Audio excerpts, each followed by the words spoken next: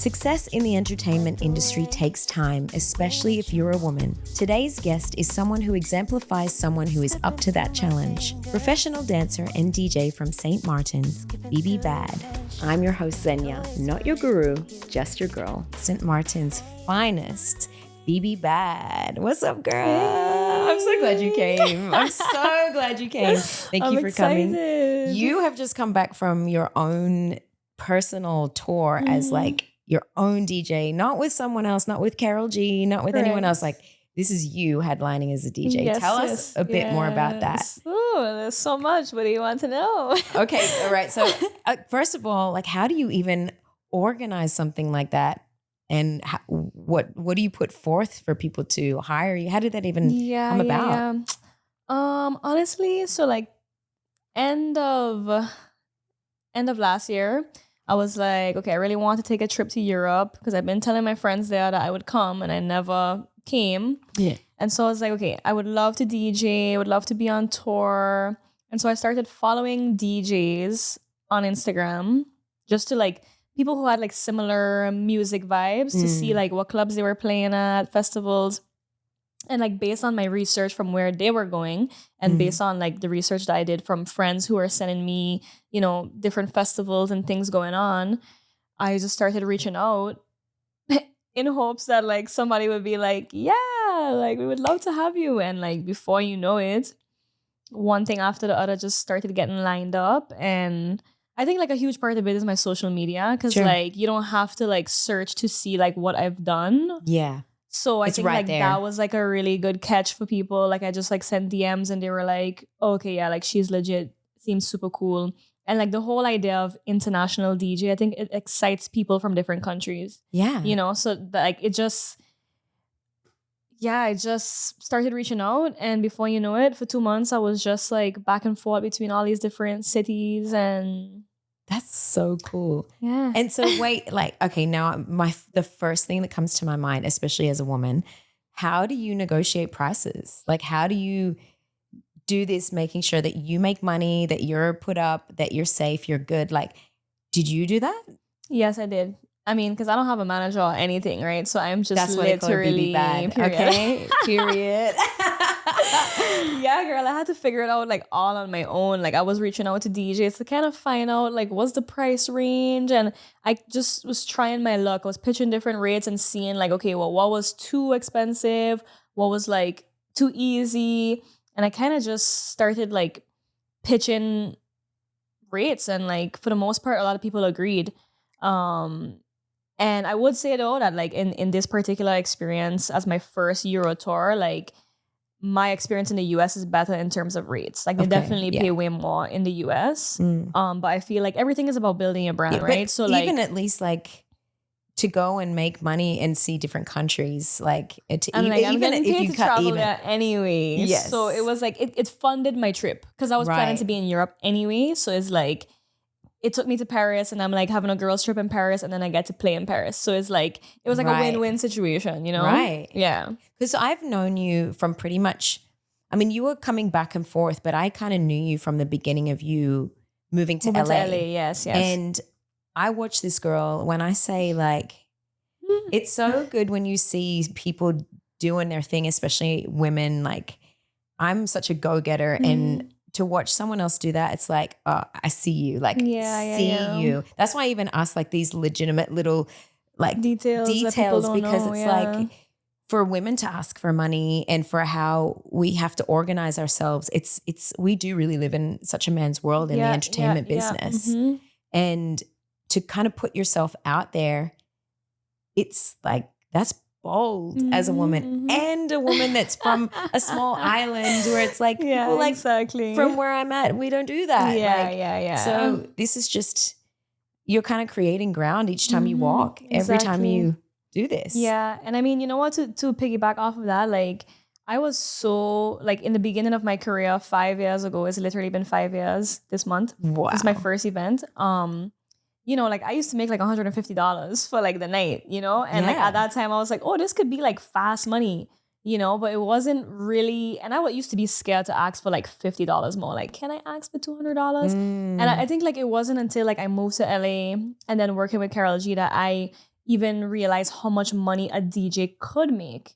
And that really showed me like my worth, along with all the work that I was doing. Yeah. It just gave me leverage to be able to actually have a sustainable career, you know? And that's when I started to just, you know, like get the balls to, I had to negotiate contracts with Karol G's team, you know? Like I had to talk to other girls in the band and figure out, oh shoot, like this is what we charging? Okay, cool. This is what we charging for the after parties. And so like that kind of gave me the confidence to, you know, now being like, you know, just working for myself, doing the same thing and not being scared that like if I say like, hey, you know, I charge like a couple of $1,000, they're like, sorry, that's too much. I'm like, okay, no problem. Next. Cool, because it's know? not for me. It's not for me. Also, like the cost of living in LA, can we just? Like the sacrifice that we make just to be here, like don't nobody knock our energy to the left or to the right because the cost of living here is crazy. Alone is crazy. It's crazy. So, okay. So, but you're not just a DJ. Like you will get out there and dance. Like I've seen your shows that you did where you have the girls come out and dance with you and you guys like, you're like, bust down. not even, it's like mind blowing. So the way that these girls dance, she's legitimately like could be hired for Chris Brown if I did work with him before. Period. There we go. See, didn't even okay, all right. Yeah. So but you dance with like Shenseea. You've DJ'd for Shenseea or danced? DJ'd for Shenseea, danced for Sean Paul, Chris Brown. Like I've been in movies, on tour. You were the main girl like, in the Sean Paul video, yes, right? Yeah. Sorry, let me not hold you. Keep going. Keep going. Yeah, so dance for movies and like I pretty much like did everything I wanted to do as a dancer. It's not to say I still have like aspirations for like certain things within the dance industry, and I'm kind of conflicted with that sometimes, you know, because like I moved to LA mainly for dance, but I told myself that DJing would pay the bills. It's the way every time. Like someone asked me the other day, like, so have you done your career? Like, have you done your career, the things you want to do? I was like, I've literally done things so differently than I ever imagined right? that I would do. But it does lead you there, but it gives you so many other skills at the same time. So like there's obviously no regrets with picking up extra skills. And it makes you quite an anomaly with what you do. Yeah. Because you literally work with the big boys. Yeah. And they accept you as one of their own. Yeah. Which is pretty awesome. It's pretty awesome. So in terms of like, okay, so we were talking before about how like for girls to know the guys, the DJs, like male DJs, it's like a red flag. Like, what was the saying that you were saying before? Like kind of like if a guy is a DJ is a red flag because like the assumption is that like they have a lot of girls, you know, it's nightlife. Girls love to be in the DJ booth behind guys. So like the thing is like, you know, they probably dating multiple women. And like I said, like it wasn't until the other day that somebody was like kind of insinuating that maybe I was promiscuous because I'm a DJ in the clubs. And I'm like, that's so far from like my vibe. You know, like I show up and I take my work seriously. And even if I decide to stick around and party and have fun, I didn't realize that people had such like a negative outlook on nightlife that like everybody is out just to find somebody, which I don't think is the case. Like we appreciate music, like, you know, we go out to parties for culture and community, and people are like, oh yeah, she's outside with everybody, and it's like that's not the case. But that's the thing. No one's ever like. I feel like people must think, is she even dating anyone? Because you're always about your business. I always see you about your business. You're pretty much, besides maybe one time, you're the only girl in amongst all the other DJs, the other male DJs. You're the only girl, and you are respected as one of that. And I think that's also culturally too, because you move in a certain culture, but also you move a little bit outside of your culture as well, which is a completely different culture. So you can explain the cultures that you DJ, like the music that you DJ. Yeah, like the dance hall, Afro-Caribbean scene, Latin scene. And those people are just very familiar to, you know, like how I grew up. So I think it's just something that I command, you know, like I don't think I give off like free for all, you know, it's like it takes time to get to know me. It takes time to be in my space. And I think that that's why like guys respect me, you know, even though like I'm very kind. I know that people sometimes could maybe perceive that as that, like, I might be interested. But then later on, they realize if we build a relationship, it's like, okay, that's just like how Bianca is. Like, she's genuinely like a kind person, but she's not into me. Yeah, totally. You know? So you came from St. Martin and you moved, did you move to New York first? I did when I was 18. That was 10 years ago. Wow. And that was for dance? And that was for dance, solely for dance. And that's kind of like when I started my career. So like things like Sean Paul, Chris Brown, movies, like TV, all the things I did was like pre-pandemic. And then pandemic hit and I went back home, which actually in 2020, I was planning to move to LA. And that's exactly when the lockdown happened. And that just changed the trajectory of my plans. Because I was moving to LA for dance. I was like, yeah, like this is my time. Like I was on the come up as a dancer. Mm-hmm. And so like, I was like, yes, like I've seen so many of my dance friends move to LA and just take off. And I was like, yeah, I want that to happen for me too. And then nothing. And then that's when I learned to DJ during the pandemic, which I didn't, it was never intentional for it to be my career. It just happened. So is that like a default for you? Because you're so driven with your dance, right? So is it a default that when there's like downtime for something, you find an opportunity? Is that your mind, your default setting where you're like, I have to be productive? Like productive and then like what? Like take a dance class? Okay, so you were like, all right, well now I'm going to learn DJing in the, like no, what made you do that? Honestly, like it was just one of those things that I feel like the universe, like God was like, I am giving this to you and have fun.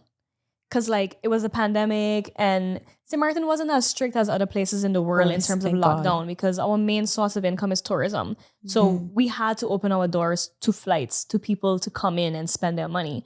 So this DJ just offered to teach me to DJ and I fell in love with it. And he was coming over every day and I was practicing, I was learning, and he thought that like my selection as a DJ was really good. And so a month or two after I started learning, he was like, you need to have your first event. But it was all just fun. It was never with the intention of like, yeah, this is my next thing. I need to stay busy. It was just bare like fun vibes. Like he's playing at this hookah lounge, so I'm gonna pull up, and if he gives me a chance to play, I would be so happy. And then I'm playing and he could tell I'm having so much fun. And then an hour later, I'm still on and it's like, okay, clearly you're having the time of your life. Like, let's make this legit and let's throw you an event. And then my friends are showing up and everybody on the island knew me as the dancer BB Bad. Right. And then all of a sudden they seen me on a flyer saying DJ BB Bad and they're like, huh? Like, when did this happen? And so people are showing up to see like, what is this thing about? The new zoo animal. Yeah, legit. And then like I just started making my way up the ranks in St. Martin, you know, to the clubs and headlining for the first time. Like it just all happened. None of it was intentional. None of it was intentional. But I knew that the money that I was making, I was like, if I move to LA, I know that DJing could pay my bills while I pursue dance. So good. And then obviously, you know that it just went in a totally different direction. It was like dance took the back seat and DJing was just like full go mode. I feel like that's almost every guest that I have on here. We talk like this is now becoming a pattern. Like I'm like today I felt that it's a pattern where everyone goes to do one thing and it's just brought them to the next thing. But if you didn't have that next thing, it wouldn't have expanded the first thing in the first place, which is kind of like, you've got to stay open. You've got to stay loose to like what the universe gives you, because there's so many things that you can love within that same thing. And I never forget you saying, like when we were at Soho House, I saw you at Soho House and I was like, when did Jason Facey, the last guest, when did Jason become a DJ? Like, remember the DJ thing, like Crooks, it wasn't working for Crooks. And then he had to plug up and be the next DJ. And I was like, the whole place was dancing. And I was like, when did this? I was like, he's so good. He's so good. And you said, he's a dancer. So he knew what songs would make people 100%. Move. And everyone was doing every routine that you could possibly do in dance hall music, he played. And that whole place was turned up. Yeah, I remember it was lit. Listen, dancers make really good DJs because the way we listen to music, like we know what would make people move. Totally. Because we know what makes us move.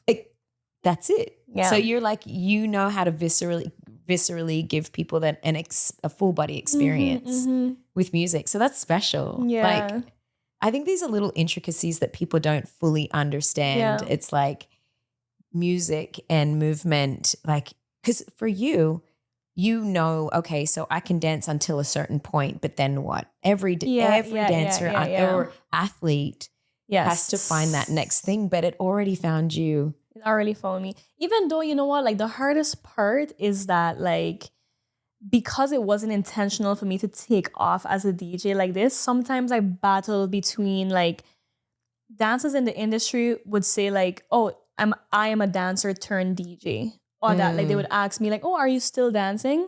And like dance has been like my identity for more than half of my life. So it's really still hard sometimes when people try to like separate me from dance. Sure. When it wasn't really a choice. It was like I ended up going in this other direction. But there's still, like I said, there's still goals and things that I would love to do within dance. And that's why I take dance with me even as a DJ. Like when I have the opportunity to jump on stage, bring dancers and do like a whole routine, is because of that love that I still have for performing that like dance gives me, you know? So like you said, like it's so great to be multi-talented, but it's hard because society wants you to identify as just one thing. Yeah. Then people want to pigeonhole you. You're a songwriter, so you can't be backup for Shabuzi. You know what I mean? Like, right. You backup sing for him, so you can't like make your own music. Exactly. You start making your own music, and then you shouldn't be writing for other people. It's like why can't I just be like all the things? Of the things. It's like everybody feels so safe. They need to feel safe to see you as one thing. And I even posted the other day, I was like posting about my kids' music, and then I was posting about the tour, and then I was posting about my podcast, and then I was posting about something else, and then I posted on my a cover song I did, and then I was like, hey guys, I know I've got a lot of things going on right now. I'm still trying to figure out how to consolidate all of these things, but I'm moving, and these are all things that I love. Yeah. Every single thing's like, why can't I just do what I love? Just let me be, like, let me live. And I do a lot of things. Like, I'm doing this podcast because I'm the friend that everybody calls, and I talk about intricate things. Yes. And we've had like deep conversations and it's like in the car at 2 a.m. Exactly. It like accidentally eating McDonald's, but whatever. But it's like, we have these I want to be able to have deep conversations with people, not just about the things that the surface level things, like, yes, everybody knows you DJ and everybody knows you DJ for Karol G, but like, who are you? What do you go through on a daily basis? Like, and it's things like even being women that are very assertive and go-getters. It's like, it's very difficult for us to balance, like even dating, like who, and like we meet people through our job and our work, and that's usually how we meet people. But it's like, should I not cross the line with you because I should be professional, but when do I get to date? Yes. Like, how do you find that? I mean, so I've never said this like publicly before, but like I was in a long distance relationship between St. Martin and LA. And that's my second time being in a long distance relationship, which I'm like, I'm over it. I can't do it anymore. It's not good for me. Yeah. And so like since then, I actually honestly haven't even been interested in dating, you know, in really getting to know people, because I'm so excited about my career and like I'm traveling every weekend. It's like, oh, hey, like you have time to like, nope. I literally don't, you know? But that's so new. That's such a new way of thinking for women, because most women are programmed into thinking like, you have to be in a relationship, you have to have kids, you have to have a mortgage, you have to be the stay-at-home mom, but this is such a new wave of like realization for us that we can have all the things, but sometimes it does come at a price, since we're collectively shifting direction. It's like, when you choose, this is more of a masculine route, people would say, but when you choose that, it kind of counterbalances, because men will they'll go into a relation. Like, I mean, they have a position like you or I. They could score anyone. Yeah. And a girl will be like, yeah, I want to date that person. But for people like us, it's very different. People would think, oh yeah, I like. Something is going on. There's no way nothing is going on. And the truth is, ain't shit going on. There ain't shit going on. Like, I've been on a whole tour and not done a thing. Yeah. Like that's, to people, they're like, oh, you must be messing around at least. Yeah, nah. And I mean, it does happen, you know, like I was on tour, like I seen the girls doing their thing, you know, they would link up with guys in different cities, and I just never been that way, you know? Yeah. And it's not to say like I do aspire to one day be married and have a family, but it's just like, I feel like I'm still so young in my career that like something has to give. And like, you need to be in it. You need to feel it. And right now I just don't feel like seeking a relationship. Like it's not what will fulfill me right now. You know, so like good. I want to say that like I did the things that I wanted to do and get to a point that I'm comfortable in my life, because I don't want to necessarily have to fully depend on a man either. You know what I mean? Like in this economy. Period. Unless, you know, like if he's a rich dude, then okay, wonderful. But I mean, but he still has to come with the essence of like authenticity and generosity and kindness, depth, and good conversation, and understanding. Like that's the thing. Like when you put yourself out there doing the things that we're doing on such a high level, you do require emotional support deeply. And if someone's not going to come, like the thing is, we don't even pick friends at this point that will remove us from our peace. They're gone. We don't have room for weeds. I count them on one hand. I'm like, okay, these my people. I hope I'm on that hand. Exactly. But that's the case. It's like, we have to be very careful about who we select, even our friends, let alone the person that we're going to share and be intimate with, because that could rock our world. And then all of a sudden we're not making money. All of a sudden you're not pursuing your career to the fullest. You didn't start your podcast because the person is like, what the hell are you doing? And all of these things could affect, you know, like how you show up. Yeah, exactly. So I'm serious about that. So within that, do you feel like you've made the choice, maybe not consciously, but maybe posing this question, you might think about it. Do you feel like you've truly just gotten to know yourself? Is that what you're doing? Do you feel like you're on the journey of getting to know 100%? Yeah. I mean, I've always been like very introspective, I would say, like from a very young age, you know, so it's not something that's like new to me. But, you know, as you get older, obviously, like, you know, you just continue to meet yourself deeper and deeper and deeper. And yeah, that's where I'm at right now. Like, I'm just like I'm traveling on my own as a DJ. Like, again, I'm not on tour with anybody else. I'm not on their schedule. Like, I am getting to travel the world and experience places, people, and things on my own time. And it's like, I'm just like open to whatever the universe is bringing to me.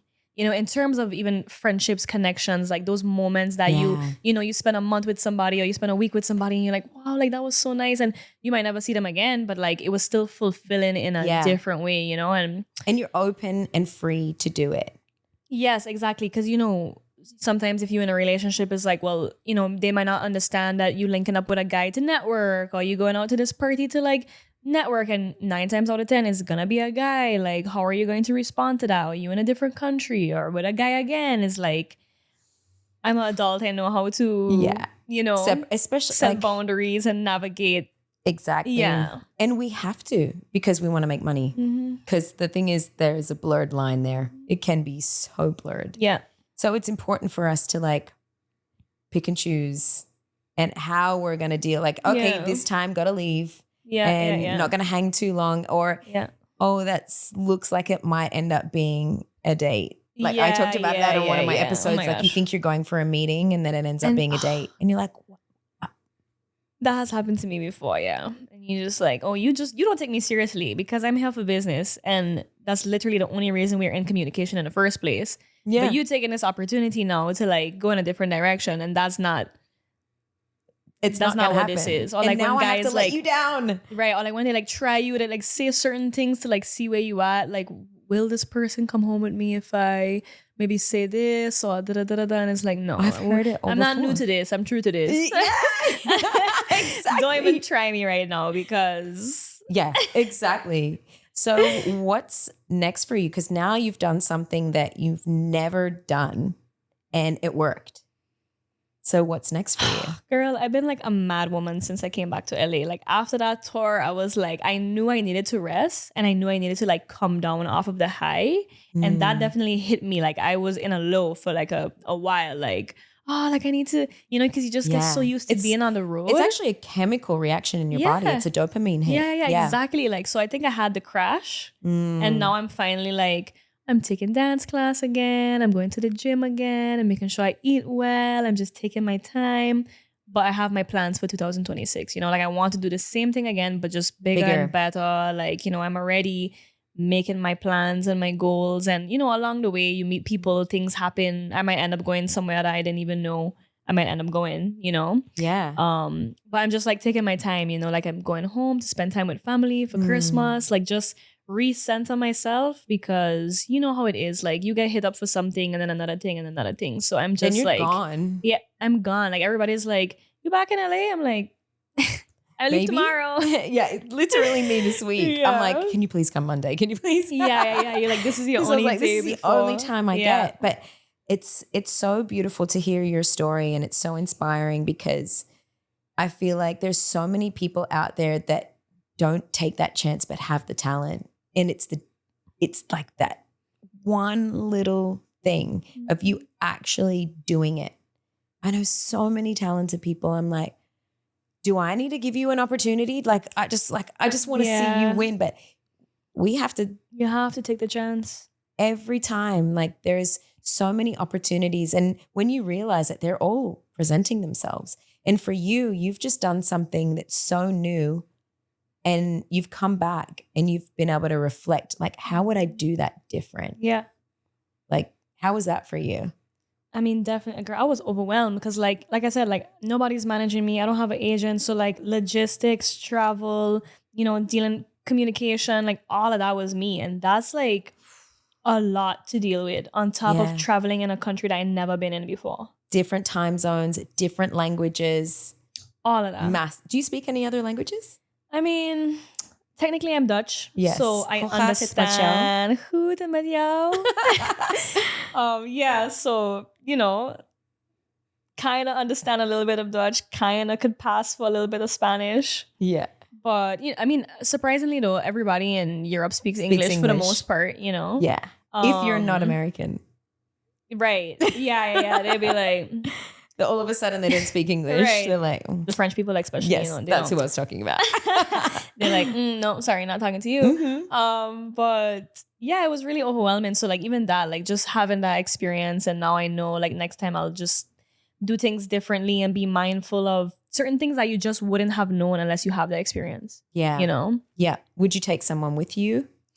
And that's the cool part. Like I went to Europe knowing that I had friends there. So like most of my gigs, like I had at least one or two girls that were with me the whole time. And that definitely like made it better, because that could be lonely too. Like you want to train for 2 hours, like trying to get to the next city. Like, yeah. But when you have your girls with you and it's like, oh my God. Yeah. So that definitely made the trip also like really fulfilling too. And did you organize people to shoot content or, because you had to really make content out of this? Well, yeah, because my friends were there. They had my GoPro and they were like the phones and they were like my biggest cheerleaders. You're good at content. And you make sure your edits are good and you're so on it. Like you're such a businesswoman. I love it. I try. I mean, I learned so many things along the way, but like shout out to my friends because I didn't think about, I thought about it, but it's just hard. Like you getting paid a certain rate. Now I have to look for a videographer in the middle of Paris. Like, how am I making all these things happen? So like the fact that they were there definitely took the weight off of like having to make sure I had this professional content, But that's the stuff that works on TikTok the most because they want it from your iPhone. Yeah, so like the real in the moment stuff. Like it was perfect. So it was good. Perfect. Like I couldn't ask for more, I usually give advice for my audience, but I want you to because I'm just loving the way that you carry yourself, the way you hold yourself, the way you put yourself out there. So if you were to give anyone advice that's just sitting at home or on a small island or got a whole bunch of talent but doesn't know what to do with it, what would you say? Things take time. this is 10 years in the making. This is 10 years of me being in the industry. This is over 20 years of me as a 5-year-old starting to dance, you know? And like the only way to get to where you want to be is like through experience. So like you have to go out and do something. You have to take the chance, and it takes time. Like there's no way you're going to move to a new city or just decide to learn something new and have it just click. Like 9 times out of 10, it is a journey, it's a struggle. It's a, how bad do you want this? You know? And like, even when things don't go your way, it doesn't mean it's not meant for you. It just means like, we got to put in the work. Like there's levels to this, you know? And I think that people just don't stick to something. Like if something doesn't feel good, okay, no, maybe it's just not for me. Yeah. But I mean, how long have you been on this journey? You know, like it's not an overnight thing. No. So you got to get up and try. But there's new things that I've started, like you with DJing. There's new things I started along the way, and then it fell into place. And but isn't it scary too to like? It's so scary. But you still did it. Yes. And that's the difference between the people who are gonna make it in the end and those who don't. Because you were scared. You probably thought, oh my God, what are people gonna think now? I'm adding something else to my resume of long things, and it's like, well, I'm gonna do it anyway. Yeah. While somebody else might have just sat in that feeling of like, oh nah, like. Yeah. Oh, I don't know what people might think. And you just that's stay the there. main thing. I think most people are afraid of what people think. And that's been something that I'm like consciously working on now, is just making sure I don't overthink about what other people are thinking. Because at the end of the day, like I go to bed with my thoughts. What do I think about myself? What do you think about yourself? Exactly. And will I regret not doing something because other people that I don't even know or care about their opinions. All my friends will be like, yeah, do it. Yeah, exactly. And who cares if they say it or not?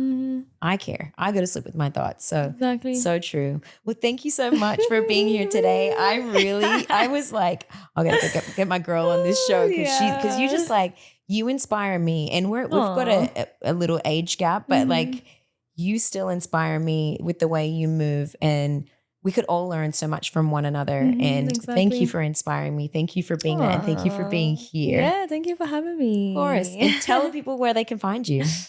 So you can find me on basically all platforms at bb_bad. YouTube, Instagram, TikTok, all the things. Yeah. You won't be disappointed. Thank you for joining me on another episode of Not Your Guru, Just Your Girl. I'm your host, Zenya, and remember, you are the one you've been waiting for. Until next time. Skipping through